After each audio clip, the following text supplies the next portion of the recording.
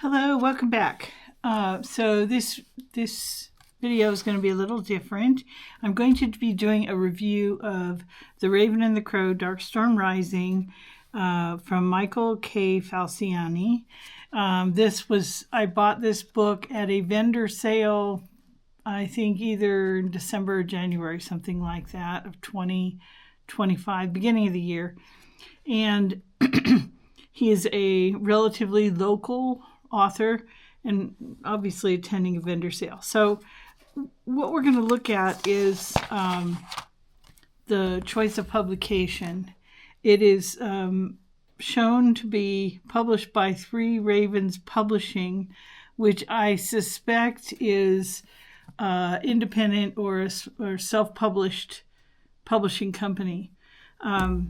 So what I'm going to talk about is the comparisons of this book to what a traditionally published novel would look like.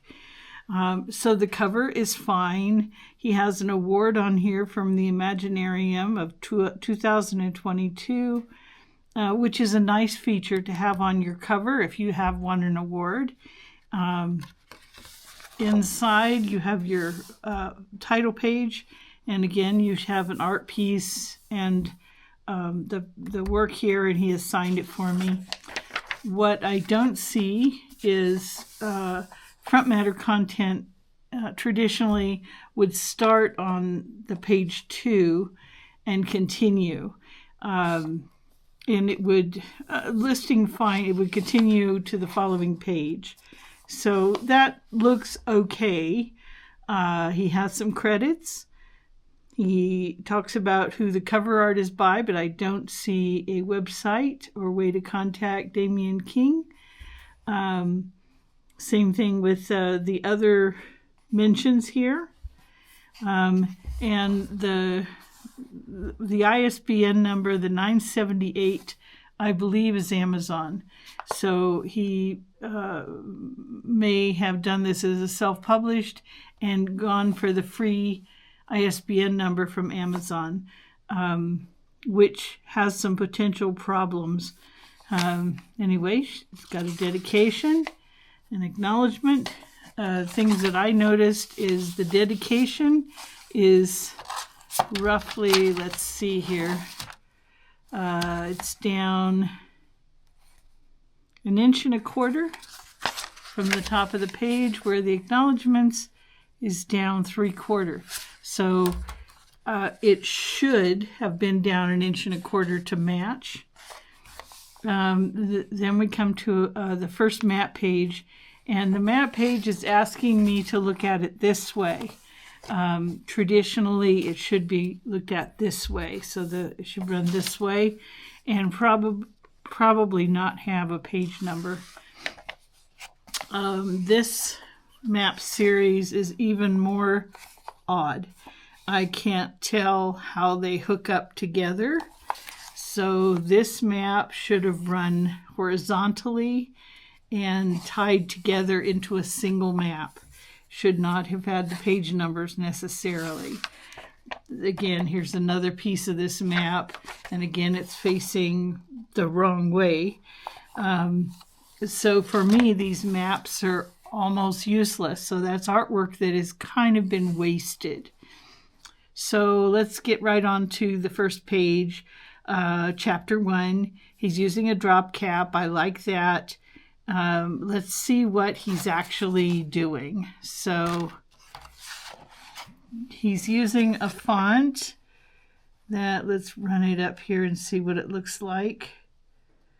So I'm using, this is a font gauge from Westcott. It's font and leading. And in this case, you lay the E, which has the point size of the letter, you lay it over the top of a capital letter from the book. And it looks like it's a 10 or an 11 point. The font size of the font used as the main content. And then we're going to look at this is a leading gauge. It's called a type gauge. Again, it's from Westcott. These together are usually less than $10, so you can buy them through Westcott or anybody that sells Westcott, which is a lot of places. So now I want to find out, we think this is a 10 or 11 point font size, and then we're going to go, it should go to a 12 or 13 leading. And what you do is you're going to line up, let's say the 11. Let's try the 11 and see if it lines up along the bottom line, and it's got a bigger spacing than that. So we'll go to the 12. I'm looking at where the line lines up. And again, it's bigger than 12. We'll go to 13. It's bigger than 13. We'll go to 14, and it's still creeping up, so it's bigger than 15. So probably we're looking at 16 point type gauge. So you've got an 11-12 font with a 16 point type gauge. So we'll jot that down. This is, let's see. This is an 11 point font and a 16 point leading. So that's okay. The spacing looks okay. It's a serif font, and a serif simply means that the lettering, let's pick a T. A serif will have these serif pieces. It won't be just a straight T.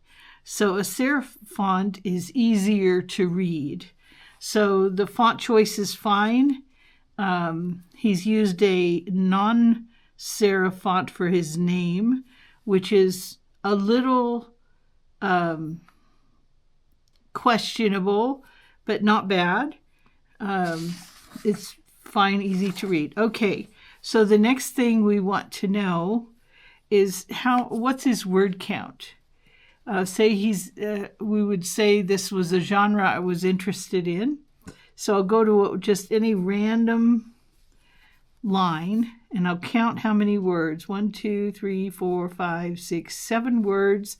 And then I'll skip this page and go to the next full page. So I got 7 words, and I got how many lines? 1, 2, 3, 4, 5, 6, 7, 8, 9, 10, 15, 16, 17, 18, 19, 20, 21, 22, 23, 24, 25, 26, 27, 28 lines times 28. And let me pull up my calculator. 7 times 28 is 196 words estimated per page. Okay, we started off on page number 1 of this section.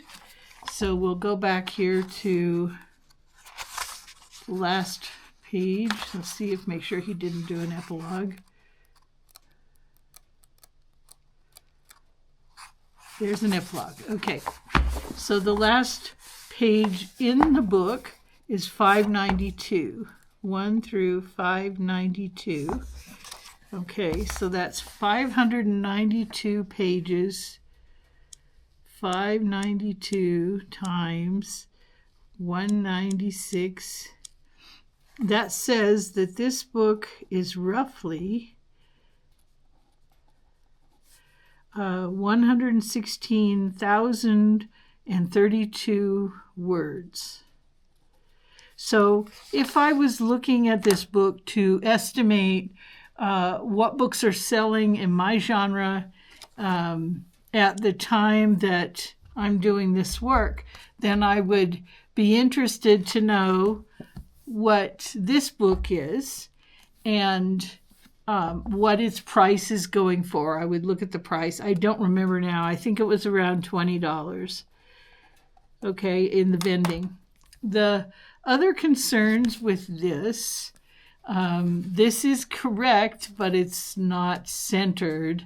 So you generally want to have your wording centered on your spine. And this one's off-centered a little bit. And then we look at the back, and he has done information, a blurb about the content, which is good. So, but he's crowding the edges, which I don't like so much. I would like to see wider margins in here on all the sides so it doesn't feel so crowded. The size of the font is okay. I can read it, but I could do with a shorter blurb that was a little less overwhelming of the back. Here is his window for his ISBN number. And again, it's of interest that the ISBN number is probably in Amazon. So the Amazon number is a telltale that you may want to avoid. Anyway, so that gives you one of the books that I bought. Now I could do the same thing for each of these other books that, again, were bought locally at the same event. And I want to say that they're probably all self-published.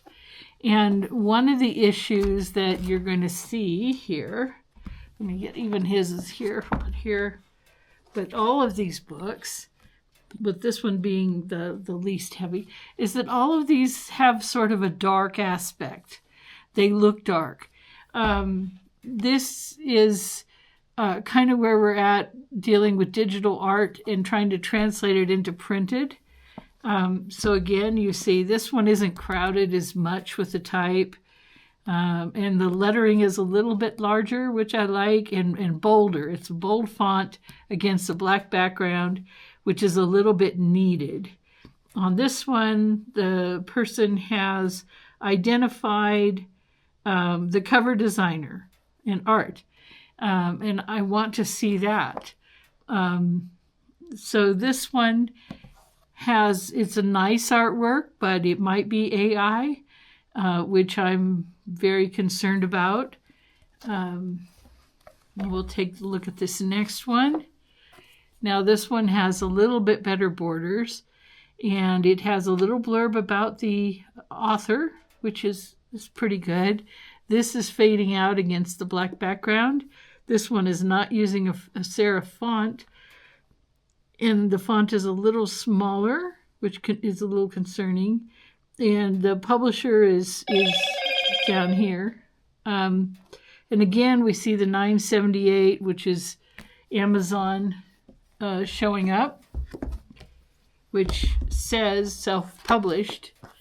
Here is another 978 self-published. Now this person has used art on the back, and they have a blurb. It's a little small, a little bit more difficult to read, which could be offset by the rearranging of the artwork. There is no address or information about the cover design. So they could go up in font. The art could be shrunk a little bit, and they could make this easier for an older person to read. So there is a look at a total of 5 books selected pretty randomly for you. I showed you how to use these 2 tools, which are type gauges that allow you to understand what you're seeing in a book like this. What does it look like? What is the font size? What is the leading size? And of course, you would notice the book size, and he's running, I didn't tell you that, but he's running, let's look here. He's running a 5 by 8, where Sharon Provost is running a 6 by 9. I'm pretty sure that's a 6 by 9. Now 6 by 9 is the most common size. He could have gone up in size and had fewer pages, made it a little less expensive to print, and had a cost savings to the reader. So those are also things to keep in mind. And I didn't delve into, but let's just look at that. I just saw something. Okay, so this is what I've talked about before. You want to have all your chapters starting on an odd page. She has a blank next to it. So best case scenario, you don't want a blank page. So like I said, in some of my books, you'll see where I'm doing art to fill that page. This is the third one I've caught, just this couple pages. Basically, in her case, she should have manipulated where the chapter was ending. And the other thing to look at, let me see if I find any. We're just paging through here. Notice I haven't read the book. I'm not talking about the content. The book may be excellent. I'm talking about the construction issues that I see in looking at the book as a typesetter or book page formatting person. Things that the reader will actually notice and may not understand, except it doesn't look correct to them. Everybody that you know, probably you too, was raised reading traditionally published books, and there are rules in traditionally published books. So I'm seeing a lot of these empty pages, and the reader is paying for an empty page, which isn't your best choice. If possible, you manipulate where the end of a chapter falls so that that doesn't happen. Okay, here's what we call an orphan. So the orphan is a partial sentence on another page. And a good typesetter will not have any orphans. This would have been incorporated into this chapter by the removal of 5 words or 4 words somewhere else in this chapter in order to eliminate an orphan. So if you're looking to create a book that is of similar quality to traditional publishers, you have to look at your detail work. If you want to know what books are selling in your genre, you'll want to go to your library, order the books that are top sellers in your genre for last year, and you'll want to pull out your gauges, calculate your word counts, calculate what the size of the type is, what the leading is, and you'll want to know what's being done. How many words is that book? There is a sweet spot that all readers in a genre have an expectation of. So a really thin book, such as this one, may be undersized for the genre. I haven't read this book. I can't tell you if it's good or not, but it's very thin compared to this book, and I believe they're both fantasy novels. So they are in the same genre, and they're probably similarly priced. So your reader is going to evaluate that. And as a writer, you should have solutions for that to feel within the weight that where you want to be. Anyway, that's what I have for you today. Bye.